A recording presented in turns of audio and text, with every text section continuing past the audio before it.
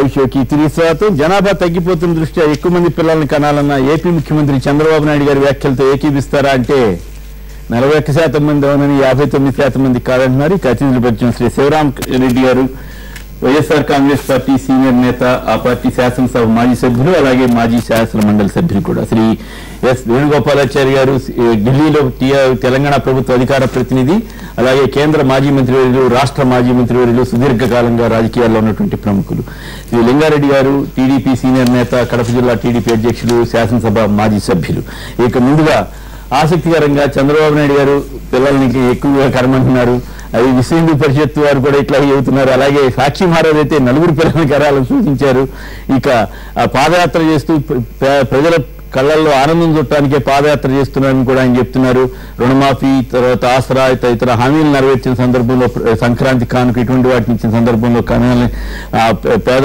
ప్రజల కళ్ళల్లో ఆనందం చుట్టానికే చేస్తున్నారన్నారు. ఇక ఇటువైపు కేసీఆర్ గారు ఇక్కడ పేదలకు ఇళ్లు కట్టించడమే తన లక్ష్యం అని చెబుతున్నారు. మురికివాడల్లో, మహబూబ్ నగర్ ఆ ప్రాంతంలో, పాలమూరు స్లమ్స్ లో ఆయన తిరిగారు. అయితే టీడీపీ యువనేత లోకేష్ అయితే కార్లు కొనడం తప్ప కేసీఆర్ చేసింది ఏముందని పోలీసు వాళ్ళు కార్లు కొనిచ్చారు తప్పితే ఆయన ఏం చేశారని వారు వ్యాఖ్యానించారు. సో మొత్తం మీద జనాభా పెరుగుదల ఈ వ్యవహారాల్లో గతంలో 10 ఏళ్ల క్రితం ఆయన అధికారంలో ఉన్నప్పుడు, చంద్రబాబు గారి అధికారంలో ఉన్నప్పుడు అసెంబ్లీలో ఏకంగా దీని మీద సెమినార్ పెట్టి ఎట్టి పరిస్థితుల్లోనూ పిల్లల్ని ఎక్కువ కనకూడదు అంటూ రకరకాల నియంత్రణ పద్ధతులను సూచించే విధంగా ఎగ్జిబిషన్లు ఇటువంటి వాటిని ఏర్పాటు చేసినటువంటి చంద్రబాబు గారు 10 ఏళ్లలో మరి అంత మార్పు చేసిందా? ఇప్పుడు పిల్లల్ని కనని చెబుతున్నారు, ఏమీ ఉంటుంది. అలాగే ప్రజల కళ్ళల్లో ఆనందం చెప్పడానికే పాదయాత్ర చేశానని చెబుతున్నారు. శివరామరెడ్డి గారు, మీరు ఎంతవరకు ఏకీవిస్తారు?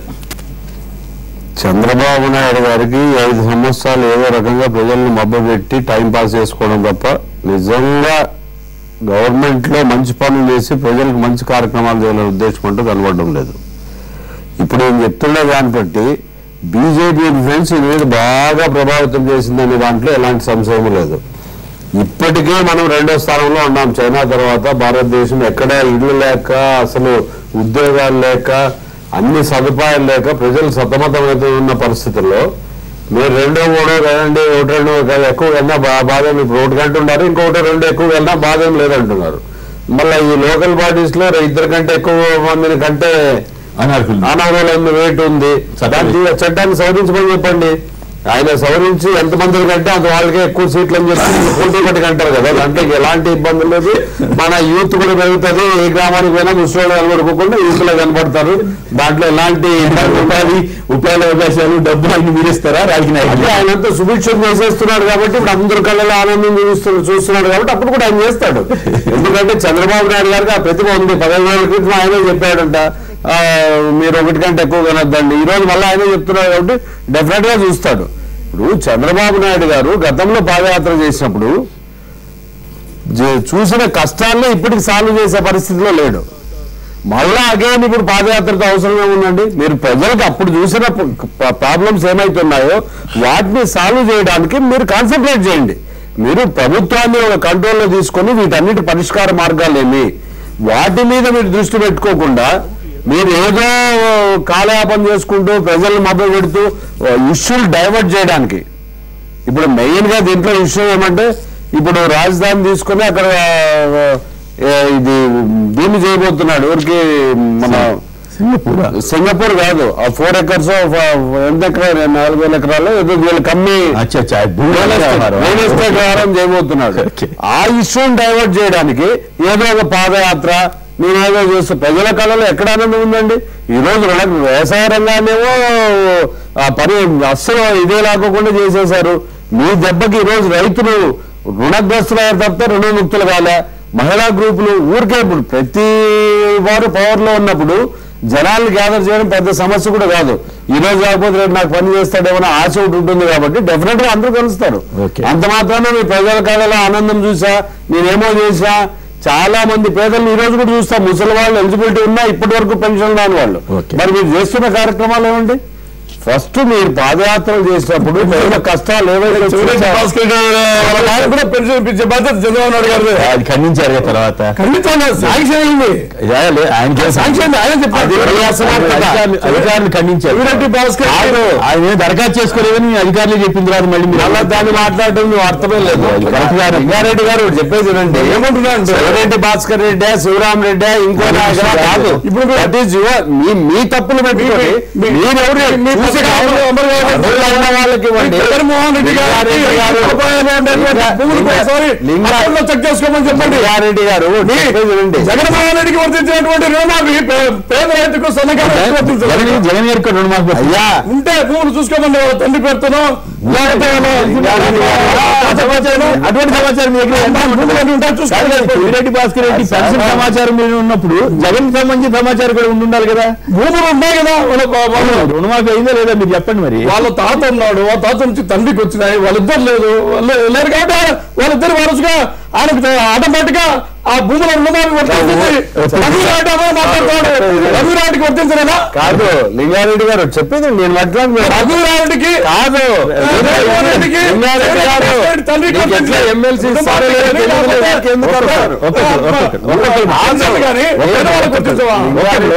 నేను మాట్లాడండి. మీరు మాట్లాడి మీరు కోసం ఇంత తాపత్రయపడాల్సిన పని లేదు, ఇంత వెనకేసుకోవాల్సిన పని లేదు. పార్టీ వాళ్ళు మాట్లాడండి, నేను మాట్లాడతాను. చర్చ పెద్దలు పెట్టారు.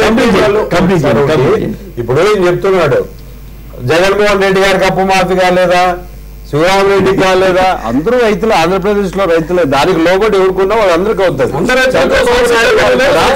చంద్రబాబు నాయుడు గారికి కూడా గతంలో ఏదైతే మీ ₹10 గ్యాస్ సబ్సిడీ చంద్రబాబు గారు ఇంటికి కూడా వెళ్ళిందని చెప్పాడు. గ్యాస్ సబ్సిడీ కాదు, వంట గ్యాస్ సబ్సిడీ పవర్ ఇది కూడా పాస్ అయింది. ఆయన స్వయం అసెంబ్లీలో చెప్పాడు. రాజశేఖర రెడ్డి గారు ఉచిత విద్యుత్ ఆయన కూడా పాస్ అయింది. నువ్వు ఎందుకు కట్టలేదంటే రాజశేఖర రెడ్డి గారు కట్టద్దు అన్నారు కాబట్టి కట్టలేదని అసెంబ్లీలో చెప్పినవి రికార్డు తీయండి, నేను చూపిస్తాను. గవర్నమెంట్ స్కీమ్ ప్రతి ఒక్కటికి ఇంప్లిమెంట్ చేస్తాను. అనర్హులు అయితే ఖచ్చితంగా అది అట్లా రుణమాఫీ జరగదు అన్నప్పుడు మీలాంటి పెద్దలు, మీలాంటి డబ్బున్న మహారాజులు మా హక్కలేదని చెప్పుండొచ్చు అనేది వారు. చంద్రబాబు నాయుడు గారు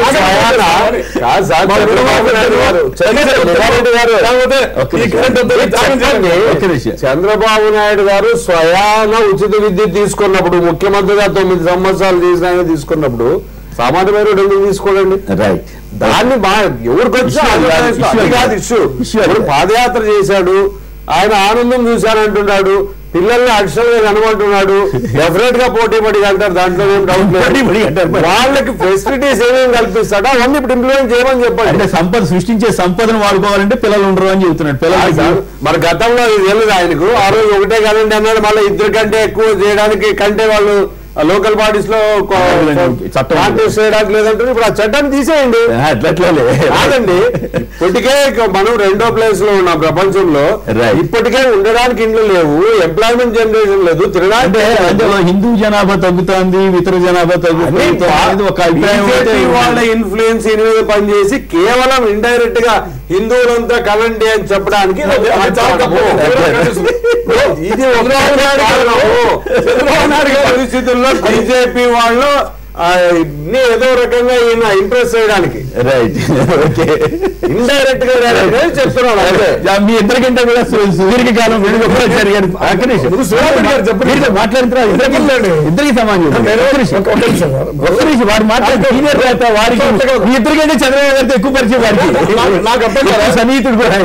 మీరు కమ్యూనిస్టులతో సహవాసం చేసినారు, దేశమందరితో మీరు సహవాసం చేసినారు, అన్ని రాజకీయ పార్టీలతో మీరు కాపురం చేస్తారు. ఇంతకుముందు గతంలో మీరు కాంగ్రెస్ లో ఉండేటప్పుడు సోనియా గాంధీతో జగన్మోహన్ రెడ్డి పార్టీ ఏ విధంగా సన్నిహిత అన్ని తెలుసు. బీజేపీలో పిల్లలు గెలమని చెప్తే, విశ్వ హిందూ పరిషత్తులో గెలమని చెప్తే చంద్రబాబు నాయుడు గెలమంటారా? చంద్రబాబు నాయుడు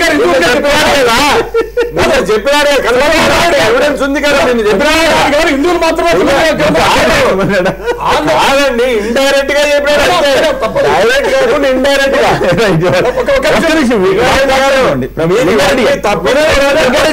ఆంధ్రప్రదేశ్ లో మానవ వనరులు తగ్గిపోయేటువంటి ప్రమాదం ఉంది. జపాన్లో 20 సంవత్సరాల జీవన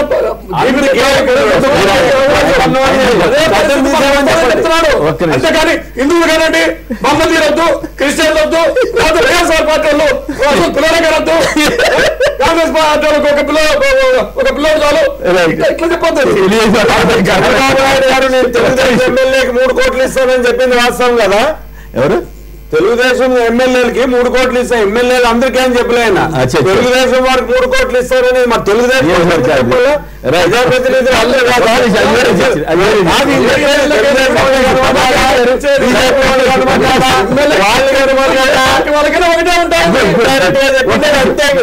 ప్రభాకర్ రెడ్డి గారు గుంటూరు నుంచి చెప్పండి, పిల్లలకి ఎక్కువ మంది కానాలా వద్దా?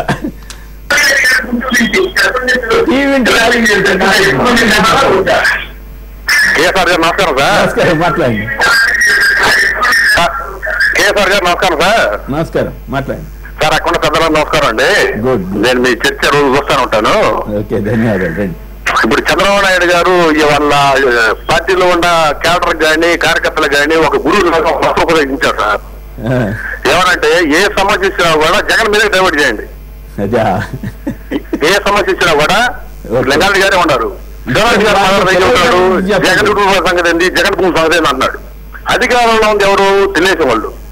అధికారంలో జనానికి డెవలప్ చేసి ఏ సంక్షేమ పథకాలు చేస్తున్నారు, రుణమాఫీ ఏ విధంగా చేసాం, మనం లోకనామాలను ఏ విధంగా పెట్టాం, ఈ సమస్య గురించి మాట్లాడాలా? జగన్ నిరూపణ సంగతి జగన్ సంబంధం ఏంటంటే అసలు ఎలక్షన్ అయిపోయింది. నిరూపణ సంబంధం మాకు కావాల్సింది, ప్రజలకు కావాల్సింది అంటే నువ్వు రుణమాఫీ ఏం చేసావు, డోకరమాయలు ఏం చేసావు? వాళ్ళు మొత్తం కూడా రూట్ మీద ఉన్నారండి మొత్తం కూడా. ఆ సమస్య మాట్లాడకుండా మీ చర్చ రైట్. ఓకే, శ్రీనివాస్ గారు కారంపూడి నుంచి మరొక లైన్ ఉన్నారు. పిల్లలు కనడం పెరగాల్సిన అవసరం ఉందా, ఏం కదా మీరేమనుకుంటారు? కనాలా వద్దా? ఎక్కువ మందిని కనాలా వద్దా? చెప్పినట్టు కనాలండి. ఎందుకంటే అలా మనం ముందుకెళ్ళాలంటే కొంచెం పిల్లలు కావాలి. చెప్పండి, పర్వాలేదు. హలో, చెప్పండి. హలో, మాట్లాడండి శ్రీనివాస్ గారు. హలో, మాట్లాడండి, వినపడుతోంది, మాట్లాడండి. ఈ రుణమాఫీ హలో, మీరు టీవీ వింటూ మాట్లాడొద్దు, డైరెక్ట్ గా ఫోన్ లో మాట్లాడేసండి. వేణుగోపాల్ గారు చెప్పండి, మీ అభిప్రాయం ఏంటి, కథ ఏంది? మీ నాయకుడేమో కార్లు కొంటున్న తప్ప ఏం చేయలేదని లోకేష్ గారు అంటున్నారు. ఇప్పుడు ఓకే, లోకేష్ మాటలు ఇక్కడ ప్రస్తుతం అనుకోండి, ఒకటి అయినప్పటికీ కూడా అంత కీలకంగా పార్టీ కీలకం. ఒకటి 2 ఇష్యూస్. ఒకటి, ఇక్కడ గవర్నమెంట్ ఓన్లీ పోలీస్ వెహికల్స్ కొన్నారు, అంత తప్పేంలో అంటే ఇవాళ 100 కోట్లు వాళ్ళు ఖర్చు పెట్టారు. ఆంధ్రప్రదేశ్ ప్రభుత్వంలో 100 కోట్లు పెట్టి వాళ్ళ వెహికల్స్ కొంటున్నది, వాళ్ళు కొన్నారు. మరి దానికి ఏమంటాడు లోకేష్? అది లోకేష్ విచక్షణ వదిలిపెడతాం. ఒకటి. 2, ఈరోజు 2 రాష్ట్రాల్లో ఎన్నో సమస్యలు ఉన్నాయి. కొత్త రాష్ట్రం తెలంగాణ కానీ లేకుంటే ఆంధ్రప్రదేశ్ అవశేష రాష్ట్రంలో కానీ సమస్యలు ఉన్నాయి. ఆ సమస్యల గురించి మాట్లాడుకొని సమస్యలు ఏ విధంగా పరిష్కారం చేయాలి, మరి కేంద్ర విభజన ప్రకారంగా చట్టం ప్రకారంగా ఎన్ని సమస్యలను వాటి గురించి దృష్టిలో పెట్టే బదులు ఇది పిల్లల్ని కనండి కనకపోవడం వ్యక్తిగత విషయాలు ఇవన్నీ. ఇప్పుడు భారతీయ జనతా పార్టీ కొందరు ఎంపీలు మాట్లాడారు, ఏంటి జనాభా okay, Bharatiya Janata party agenda secular అని చెప్పినప్పటికీ కూడా జనరల్ గా ఒక వర్గం వాళ్ళు ఎక్కువ అవుతున్నారు, పాపులేషన్ హిందూ జనాభా తగ్గిపోతుంది అనే ఉద్దేశంతో భారతీయ జనతా పార్టీ ఎంపీలు కానీ ఈవెన్ ఒక మంత్రి కూడా మాట్లాడడం జరిగింది. మరి అది ఇంకా వివాదాలు పార్లమెంట్ లో పెద్ద ఎత్తున లోక్సభలో కానీ రాజ్యసభలో కానీ గొడవలు అయినాయి, అడ్జర్న్ అయింది. చివరికి అది వ్యక్తిగత విషయాలని చెప్పేసి సారీ చెప్పాల్సిన పరిస్థితి వచ్చింది. మన రాష్ట్రాల వెంకయ్యనాయుడు సారీ చెప్పాల్సి వచ్చింది. ఈ పరిస్థితిలో చంద్రబాబు నాయుడు గారు పిల్లల్ని కానండి కనకపోయినప్పుడు మాట్లాడారు, ఎక్కడ చెప్పలేదు. నేను ఏమంటున్నా అంటే అది కొన్ని ఏంటంటే ఇప్పుడున్న జనాభాలో చైనా తర్వాత భారతదేశం ప్రముఖంగా జనాభా ఒక వర్గం వారు తక్కువ అవుతున్నారు, తక్కువ అవుతలేదు అన్నది అప్రస్తుతం ఇక్కడ వర్గం జనాభా గురించి. తర్వాత ఉన్న ప్రపంచంలో కూడా ఉన్న అన్ని దేశాల్లో 27 నుంచి 40 సంవత్సరాల వయసున్న జనాభా మన భారతదేశందే. ఉన్న వనరులు ఉపయోగించుకొని జనాభాను ఉపయోగించుకొని జీడిపి రేటు గ్రోత్ ఏ విధంగా చేయాలన్నది ఈరోజు ప్రతి ఒక్క ముఖ్యమంత్రి కానీ కేంద్ర ప్రభుత్వంగా రాష్ట్ర ప్రభుత్వాలు ఆలోచించుకోవాలి. అటువంటి చిన్న చిన్న వివాదాస్పద అంశాలు చేసి మీరు పిల్లల్ని కనండి కనకపోండి అన్నది ఇప్పుడు పిల్లల్ని కనడు కనకపోవడం కుటుంబ వ్యక్తుల విషయం ఈరోజు ఆర్థిక పరిస్థితి దృష్ట్యా. ఎందుకంటే ఆర్థిక పరిస్థితి అందరికి ఉద్యోగాలు ఇవ్వలేము, ప్రతి ఒక్కరు ఉద్యోగం చదివి ఇప్పుడు జాబ్ల కొరకు తిరుగుతున్నారు. మరి జాబులు 10,000-15,000 తోటి జాబులు ఈ రోజు ప్రతి కంపెనీ ఇస్తున్నాయి, ఎందుకంటే ఎక్స్పైర్ చేస్తున్నారు.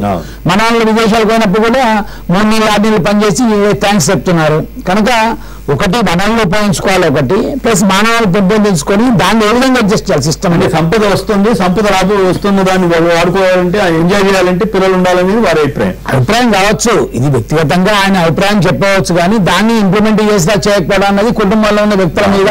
మరి ముఖ్యమంత్రి స్థాయిలో ఉన్న పెద్ద నాయకుడు, సుదీర్ఘకాలం ఉన్న ఆయన ఎలాంటి సంకేతం ఇస్తున్నట్లు, ఇది మంచి సంకేతమా కాదా అన్నది చర్చ. నా దృష్టిలో ఇది మంచి సంకేతం కాదు, అది వ్యక్తిగత అభిప్రాయాలు వినలేము. ఎందుకంటే మేమంతా తెలుగుదేశం ప్రభుత్వం ఉన్నప్పుడు అప్పుడు కమిటీ హాల్లో పిల్లలు వద్దని చెప్పి మేము అప్పుడు బుచ్చ చౌదరి గారు ఉండి అప్పుడు ఎమ్మెల్యేగా మొత్తం టోటల్ గా పిల్లల్ని కావద్దు కంటే ఈ ఇబ్బందులు అవుతాయని చెప్పేసి కొన్ని ఆర్ట్ ద్వారా చేసేసి కమిటీలో చేస్తున్నాం.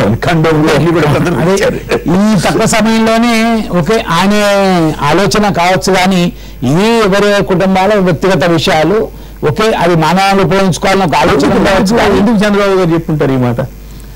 ఇప్పుడు దాంట్లో ఒక ఇష్యూ డైవర్షన్ కావచ్చు, కేంద్రంలో బీజేపీతో సఖ్యత ఉన్నది కనుక మరి మా రాష్ట్రం కూడా మేము ఆ విధంగా చేస్తామన్న ఆలోచన కావచ్చు. సంతోషపడతారు, రాజకీయ ప్రయోజనాలు బహుశా ఉండవచ్చు అనుకుంటున్నాము. ఏదేమైనప్పుడు ఆయన వ్యక్తిగత స్టేట్మెంట్ గా భావిస్తున్నాం. కావచ్చు. రైట్. మహబూబ్నగర్ నుంచి ఆంజనేయులు గారు లైన్ లో ఉన్నారు. ఆంజనేయులు గారు నమస్కారం, చెప్పండి. నమస్కారం సార్. కేసీఆర్ గారు చాలా రోజుల నుంచి మీ యొక్క న్యూస్ చూస్తా ఉన్నాను. ఓకే, హలో, మాట్లాడండి. కేసీఆర్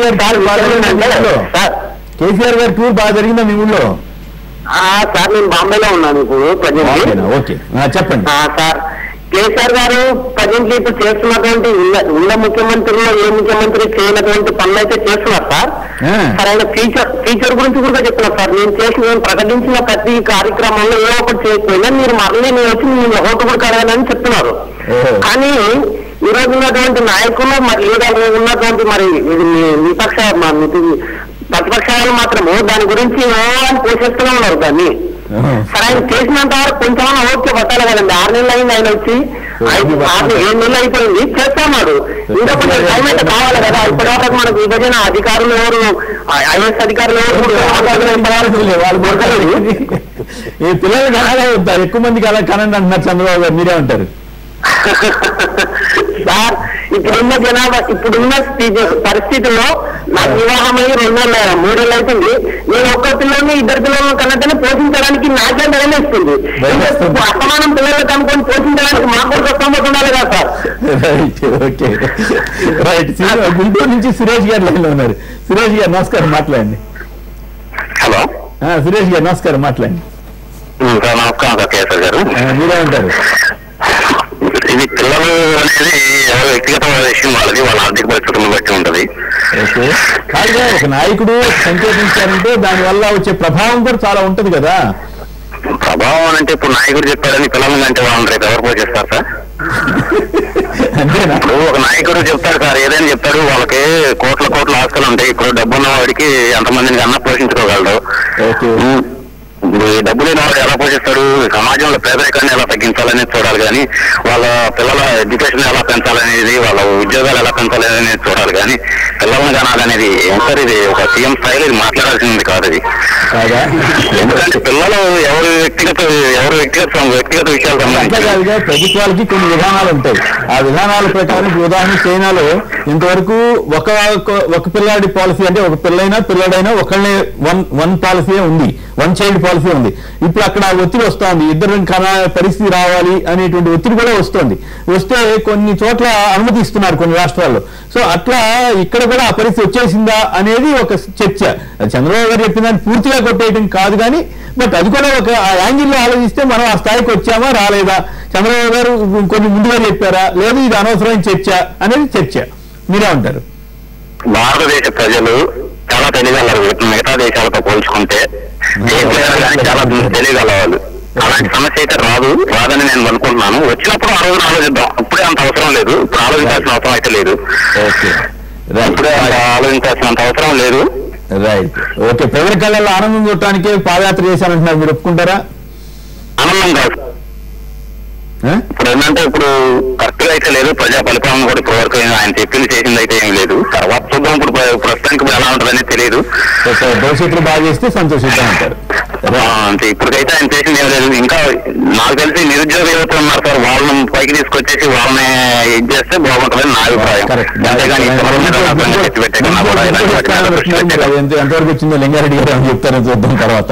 ఓకే, పిల్లల గురించి చెప్పండి. ఎందుకు చంద్రబాబు గారు డైవర్ట్ చేయడానికి అన్నారా, లేదు నిజంగా ఇప్పుడు చాలా సంపద సృష్టించేసాం అదంతా ఉపయోగించుకోలేకపోతున్నారు, ఎంజాయ్ చేయలేకపోతున్నారు ఆయన నిజంగా నమ్ముతున్నారా? ఇప్పుడు చంద్రబాబు నాయుడు గారు డైవర్ట్ చేస్తానికి రేపేమన్నాడు, ఎమ్మెల్యే ఎలక్షన్లో, ఎంపీ ఎలక్షన్లో, లేకపోతే లోకల్ బాడీ ఎలక్షన్ లేవు. ఆయన డైవర్ట్ చేయాల్సినటువంటి అవసరం కూడా లేదు. మనం బాగా ఆలోచన అంటే ఇక్కడ చిన్న సరదాగా ఒక చమత్కారం చెప్తాను. మామూలుగా ఇతర రాజకీయ పార్టీలకి, తెలుగుదేశానికి వేణుగోపాల్ సార్ గారికి బాగా తెలుసు, ఒక భిన్నమైనటువంటి అలవాటు ఉంది. ప్రతిరోజు కూడా నెగిటివా పాజిటివా, మనం ప్లస్ లో ఉన్నామా మైనస్ లో ఉన్నామా అని తోక వేసుకునే అలవాటు టీడీపీలోనే ఎక్కువ చూసాం. ఏమండి వేణుగోపాల్ వచ్చారు, అది ఆయన బాగా సుదీర్ఘకాలం మా పార్టీలో వచ్చారు. ప్రతి ఇష్యూని కూడా మనం ప్లస్ మైనస్ అనేది ఆలోచించుకుంటూ ముందుకెళ్లేటువంటి క్రమం టీడీపీలోనే ఎక్కువగా కనపడుతూ ఉంటుంది. అందులో భాగంగా ఇది ప్రశ్న. అంతే, ఇక్కడ అంత సూక్ష్మ స్థాయిలో పరిశోధన చేయాల్సినటువంటి అవసరం, ఆ పరిస్థితి లేదు, ఎమర్జెన్సీ అయితే లేదు. అంటే జాగ్రత్త అనేది చంద్రబాబు నాయుడు గారు కూడా మనందరూ తెలుసు. ఆయన నోట్లో నుంచి ఒక మాట వచ్చిందంటే చాలా జాగ్రత్తగా, చాలా ఆలోచన చేసి మాట్లాడతారు తప్ప అనాలోచితంగా, కాకతీయంగా ఏదో యొక్క ఉద్యోగానికి లోనయో అట్లప్పుడు మాట్లాడు. ఆయన ఈరోజు ఆయన చాలా జాగ్రత్తగా, లోతుగా ఆలోచన చేసి మాట్లాడినారు తప్ప అదేదో అక్కడ ఏదో ఒక మాట్లాడితే దానికి సమాధానంగా చెప్పింది ఇంకోటి కాదు. అంటే మనం ఆలోచన చేయండి. ఇప్పుడు జనాభా పెరుగుదల కానీ, జనాభా తగ్గింపు అనేది కానీ ఇది ఏదో 5 సంవత్సరాలు 10 సంవత్సరాలు అయ్యేటువంటి విషయం కాదు. అది పెరుగుదల అయినంతే తగ్గించాం కదా, అది ఒక దీర్ఘకాలంగా జరిగేటువంటి ప్రక్రియ. ఇప్పుడు ఆయన జపాన్ అనుభవంతో కానీ, లేకపోతే మన అరబ్ దేశాల యొక్క అనుభవంతో కానీ దృష్టిలో పెట్టుకొని చెప్తున్నారు. అరబ్లో ఆ సమస్య ఉన్నట్లేదుగా? ఖచ్చితంగా ఉంది. అరబ్ దేశాల్లో ఆ సమస్య ఉంది కాబట్టి, అక్కడ పనిచేసడానికి మనుషులు లేరు కాబట్టి మన దేశం నుంచి చాలా దేశాలకు కూడా అక్కడ పోతున్నారు. ఇక్కడ ఇంకోటి ఏంటంటే మనం అర్థం చేసుకోవాల్సింది, జపాన్లో సగటు మరి ఆయుష్ ప్రమాణం వచ్చేసి 83 సంవత్సరాలు ఉంది, మనకు 68 సంవత్సరాలు ఉంది. రాంగ మీద ఉంది మనకు 62 నుంచి ఇప్పుడు 68 వరకు వచ్చింది. మీకు ఇంకొక 20 సంవత్సరాల్లో మనం కూడా 76-78 సంవత్సరాల వరకు సగటు ఆయుష్ ప్రమాణం. వృద్ధులు పెరుగుతారు, యువత తగ్గిపోతుంది. తర్వాత ఇంకోటి ఏంటంటే నిరుద్యోగ సమస్య కావచ్చు, లేకపోతే ఉన్నత చదువులు. ఇప్పుడు చాలా మంది చేస్తున్నారంటే 30-30 సంవత్సరాల వరకు పీజీలని, రీసెర్చ్లని, తర్వాత అక్కడ మాస్టర్ డిగ్రీ చేస్తానికి ఆ విధంగా 30-30 సంవత్సరాలు వస్తుంది. దాని తర్వాత సరైన ఉద్యోగం కోసం 40 సంవత్సరాలు వస్తుంది. నేను చెప్తా చూడండి. ఉదాహరణకు ఒక డాక్టరు పీజీ తర్వాత బిఎం చేయాలా, అవన్నీ ఉన్నా కూడా పెళ్లి కూడా చేసుకుంటున్నారు కదా. చేసుకోవడం లేదు, గుర్తు పెట్టుకోండి. ఇప్పుడు నేను 30 సంవత్సరాల్లో పెళ్లి చేసుకుంటే అప్పుడు చాలా ఎక్కువ అన్నారు, కానీ ఇప్పుడు చూస్తే అసలు 30 సంవత్సరాలనే మినిమం అయిపోయింది. అక్కడ 27-30 మధ్యలో ఎక్కువగా చేసుకుంటున్నారు. అది పెరుగుద్దామో చెప్పలేం, కానీ ఇక్కడ రాంగ యువతలో ఒక మోనోపాజ్ వచ్చింది. స్త్రీలలో కానీ పురుషుల్లో కానీ వాళ్ళ యొక్క ఆలోచన అవన్నీ కూడా ముఖ్యంగా ఇంటర్నెట్లు కానీ ఇవన్నీ వచ్చిన తర్వాత ప్రతి విషయము ఇంటర్నెట్లో చూడము, లేదంటే వాళ్ళ మనసంతా ఎక్కువ ఈ సాఫ్ట్వేర్ దీనిపైన కానీ ఇట్లా పోతా ఉందన్నమాట. అంటే కొంత సెక్స్ పైన వైముఖ్యమని చెప్పలేం, అనాసక్తి అని కూడా చెప్పలేం. సరే చూద్దాంలే, ఇప్పుడేమో అంత అర్జెంటు అనేటట్టు లేట్ వయసు అయినా కూడా ఆ విధంగా వస్తూ ఉంది. దీంతో ఏమవుతుందంటే వివాహాలు కూడా వైఫల్యం కావడానికి కూడా ఇది కారణమవుతా ఉంది. ఇది సామాజిక పరిణామ క్రమంలో ఒక అనివార్యమైనటువంటి ఒక దశ. అది ఈ దశను చేరుకోవాల్సినటువంటి అవసరం ఉంది. ఈరోజు చంద్రబాబు నాయుడు గారు చెప్తానే ఒక నిర్ణయానికి 2 కోట్ల మంది జనాభా పెరగరు. ఇది 30 సంవత్సరాలకు 40 సంవత్సరాలకు ప్రజలు వెంటబడి అలవాటు పడి ఇష్యూ ఏంటంటే 10 ఏళ్లలోనే ఇట్లా మారిపోయింది. ఇంత సీన్ మారిపోయిందా? ఎందుకు మారదు? 10 ఏళ్ళకైతే మీరే జనాభా నియంత్రణ మీద ప్రచారం చేశాం, మేమే బ్రహ్మాండంగా చేశాం, జనాభాను అదుపు చేశామని చెప్పిన వాళ్ళు ఇప్పుడు జనాభాని కనేసేయమని చెబుతుంటే కొంచెం అది ఆటగా ఇప్పుడు మొదలు పెడితే 10-15 సంవత్సరాలు కానీ ప్రజలు అలవాటు చేసుకోరు. ఇంకోటి కూడా చెప్తా చూడండి, ఇక్కడ ఆయన ఊరికి అనలేదు, క్లియర్ గా అన్ని గణాంకాలతో కూడా చెప్తున్నారు. ఇప్పుడు ఇంకోటి కూడా ఏమవుతుందంటే స్త్రీ పురుషుల మధ్య 1000 మంది మగవాళ్లకు 350 మంది ఆడపిల్లలు 350 అట్లా ఉన్నారు. అన్ని రకాలైనటువంటి సమస్యలు వస్తున్నాయి. ఇప్పుడు మీరు అడిగినారు 2 పిల్లల కంటే ఎక్కువ అంటే మరి లోకల్ బాడీస్ లో సాక్షి మహారాజ్ అన్న దాని ఎఫెక్ట్ ఏమైనా పడిందా అని జనరల్ గా అనుకుంటారు. భారత రాజ్యాంగం 130 సార్లు సవరణకు గురైంది. ఇంకా స్థానికంగా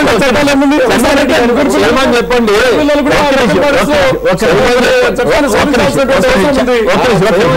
చెన్నారెడ్డి గారు నంద్యాల నుంచి లైన్ ఉన్నారు. చెన్నారెడ్డి గారు నమస్కారం, మాట్లాడండి.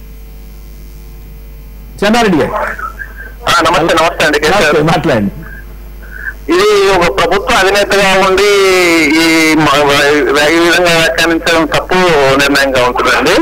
ఓకే, ఎట్లా అంటే ఇప్పుడు ప్రభుత్వం ప్రజలకు కావాల్సిన సౌకర్యాలు కల్పించడంలో పూర్తిగా వెనుకబడి ఉండి ఇంకా ప్రజలను తప్పుగా పట్టిస్తూ జనాభా పెంచుకోవడం అంటే తప్పు నిర్ణయం అండి. ఇది అలా చేయకూడదు ప్రభుత్వ అధినేతగా ఉండి. ఓకే, ఎట్లంటే ఇప్పుడు మాకు సౌకర్యాలు లేక మేము అనేక విధాలుగా కష్టపడుతున్నాము, మళ్ళీ అట్టేటప్పుడు ఇంకా జనాలు పెంచుకోమని చెప్పడం మాత్రం చాలా భావించాల్సి వస్తుంది. రైట్. ఓకే, రమేష్ రెడ్డి గారు పొద్దుటూరు నుంచి. రమేష్ రెడ్డి గారు నమస్కారం, మాట్లాడండి.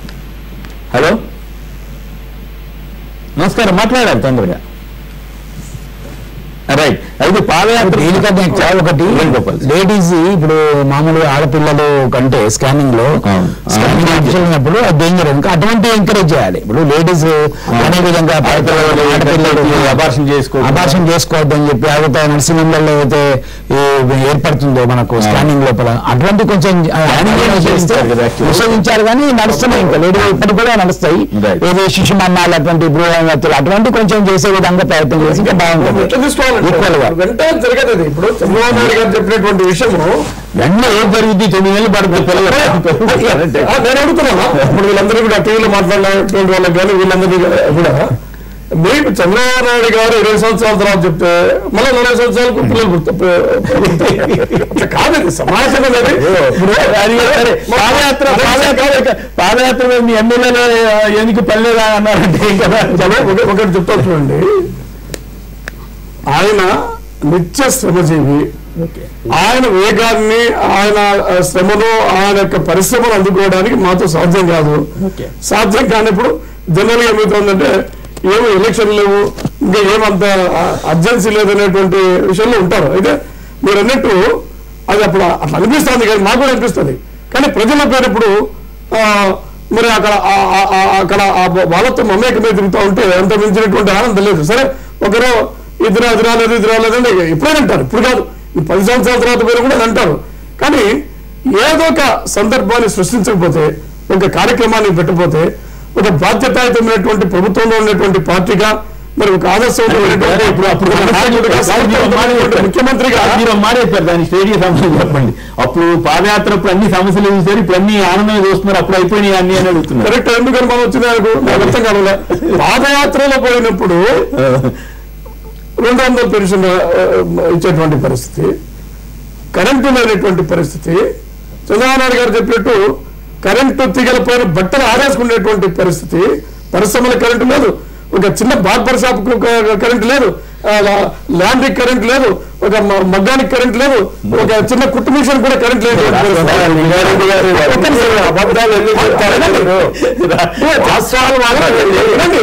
కరెంట్ లేకుంటే డెవలప్మెంట్ ఏదైనా మాట్లాడితే నిజాయితీగా మాట్లాడండి. అబద్ధాన్ని 10 సార్లు చెప్పి ఆ రోజు ప్రత్యేకత ఉంది, దాన్ని ఒప్పించడానికి ప్రయత్నం చేస్తారు. ప్రజలకు అబద్ధాలని తెలుసు. 12 నేనే కట్టానంటాడు, ఇంకోటి ఏదైనా ఉండి మీ నాయకుడు మీకు వచ్చినాయి.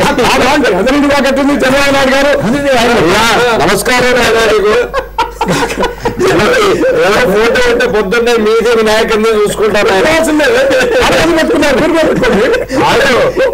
అబద్ధాలు ఎందుకు చెప్తారు? 3 సార్లు శంకుస్థాపన మా ఏరియాలో వేస్తే దిక్కు దివాళంగా ఇస్తే ఆంధ్రనీయం అయిపోతుందండి. నేను చెప్పే మాట అవాస్తవాలు చెప్తున్నారు. మీకే అర్థమవుతుంది. చంద్రబాబు నాయుడు గారు తెలుగు పూర్తి చేస్తే రాజశేఖర రెడ్డి గారు పోయి ఒక చట్టం పెట్టకుండా రాయి పెట్టకుండా నీళ్ళు వదిలితే రాజశేఖర రెడ్డి గారు తెలుగు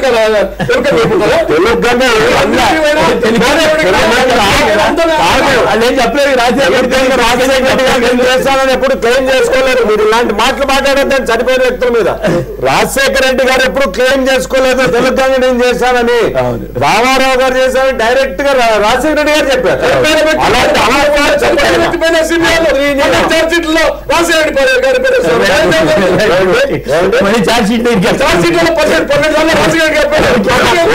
స్టేలు ఎందుకు తెచ్చుకున్నారండి మీరు? ఎక్కడ ఓట్లకు పోయి స్టేలు ఎందుకు తెచ్చుకున్నారు చెప్పండి. అది నాటికి ఎక్కడ అని పోయి రాజకీయాల్లో మీరు రాజకీయాలు మీతో చెప్పండి. చంద్రబాబు నాయుడు గారితో పాటు రామారావు గారితో లేకపోతే దేశ వదిలి పెడితే వాళ్ళ కోర్టు కూడా అట్లా ఓటు పొలగాలనే కాదు మీ నాయకుడు మీకు 4 రోజులు టైం ఇచ్చాడు. వీళ్ళకి ఇమ్మీడియట్ గా సిబిఐ చర్చ అంటే ఇంట్లో పోతాడు విత్ ఇన్ 1 hour లో. మీకు నెలల తరబడి ఇలాంటి నాయకులు అధికారులంతా ఉండి మీరు అంతా 12-14 చార్జ్ షీట్లు వేశారు. వాస్తవాలు మాట్లాడద్దు, వాస్తవాలు మాట్లాడు, చర్చించి మాట్లాడలేదు. ఇప్పుడు ఒక మాట నేను ఏమంటున్నా అంటే ఆ రోజు సమస్యలు తెలుసుకునే దానికి ఈ రోజు ఆనందం చూస్తానికే ఖచ్చితంగా 100% పోయినారు. ఆ రోజు 1000 రూపాయలు పెన్షన్ లేదు వృద్ధులకు కానీ వికలాంగులు కానీ. ఆ రోజు మరి వికలాంగులు 15,000 పెన్షన్ లేదు. ఆ రోజు రుణమాఫీ లేదు. ఆ రోజు ఇళ్ళ కానీ పరిశ్రమలు కానీ 20 కరెంట్ లేదు. ఆ రోజు కరెంట్ ఇప్పటికీ కూడా మరి వ్యక్తిగత మరుగుదొడ్లు లేవు. కాబట్టి చూసేదానికే పోతున్నాడు. చెప్పినట్టు కూడా మాట్లాడదు కానీ జనాభా తగ్గిపోతున్న దృష్ట్యా ఎక్కువ మంది పిల్లల్ని కనాలన్న ఏపీ ముఖ్యమంత్రి చంద్రబాబు నాయుడు గారి వ్యాఖ్యలను సమర్థిస్తారా అంటే 73% మంది అవునని 27% మంది. మొదలు తక్కువగా వచ్చిన తర్వాత పెరిగింది. అసెంబ్లీ నుంచి వరకు ఇప్పటికైతే ఎట్లా ఉంది. చిన్న విరామం తర్వాత లైవ్ షో కొనసాగుతుంది.